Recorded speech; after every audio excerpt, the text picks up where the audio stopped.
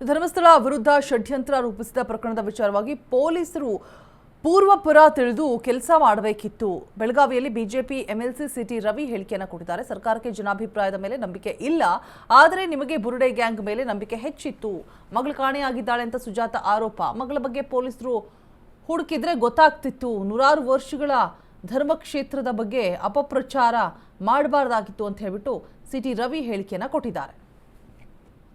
ಕಂಡಲ್ಲಿ ತೋರಿಸಿದ ಜಾಗ ಬುರುಡೆಗೆ ಹಂಗನ್ ಮಾತನ್ನ ನಂಬಿದ್ರಿ. ಅವ್ರು ಹೇಳಿದ ಕಡೆಗೆಲ್ಲ ಆಗಿದ್ರಿ. ಕೆಲವು ಅಂತಾರಾಷ್ಟ್ರೀಯ ಸುದ್ದಿವಾಹಿನಿಗಳು ಕೂಡ ರೋಚಕ ಸುದ್ದಿಯಾಗಿ ಇದನ್ನ ಮಾಡಬೇಕು. ಸೋಷಿಯಲ್ ಮೀಡಿಯಾಗಳಲ್ಲಿ ಅಪಪ್ರಚಾರ ಪುಂಖಾನುಪುಂಖ ಅಪಪ್ರಚಾರವೇ ನಡೀತು. ಅವತ್ತು ನೀವು ಯೋಚನೆ ಮಾಡಬೇಕಿತ್ತು. ಧರ್ಮಸ್ಥಳದ ಹಿನ್ನೆಲೆಯನ್ನು ಅರಿತು ನೀವು ನಿರ್ಣಯ ತೆಗೆದುಕೊಳ್ಬೇಕಾಗಿತ್ತು. ಆದ್ರೆ ನಿಮಗೆ ಬುರುಡೆ ಗ್ಯಾಂಗಿನ ಮೇಲೆ ವಿಶ್ವಾಸ ಜಾಸ್ತಿ ಇತ್ತು. ಆ ಕಾರಣಕ್ಕೇನೆ ನೀವು SIT ರಚನೆ ಮಾಡಿದ್ರಿ. ಆ SIT ರಚನೆ ಮಾಡಿದ್ ಮಾತ್ರ ಅಲ್ಲ, ಕಂಡಲ್ಲಿ ತೋರಿಸಿದ ಜಾಗದಲ್ಲೆಲ್ಲ ಆಗಿದ್ರಿ. ಯಾವಾಗ ಯಾವುದೇ ಪುರಾವೆ ಸಿಗ್ಲಿಲ್ಲ, ಆಗ ಜನಾಭಿಪ್ರಾಯದ ಒತ್ತಡ ನಿಮ್ಮ ಮೇಲೆ ನಿರ್ಮಾಣ ಆಯ್ತು. ಜನಾಭಿಪ್ರಾಯದ ಒತ್ತಡ ನಿರ್ಮಾಣ ಆದ್ಮೇಲೆ ನಿಮಗೆ ಬೇರೆ ರೀತಿ ನಿರ್ಣಯ ತೆಗೆದುಕೊಳ್ಬೇಕಾದ ಅನಿವಾರ್ಯತೆ ನಿಮಗೆ ಸೃಷ್ಟಿಯಾಯ್ತು.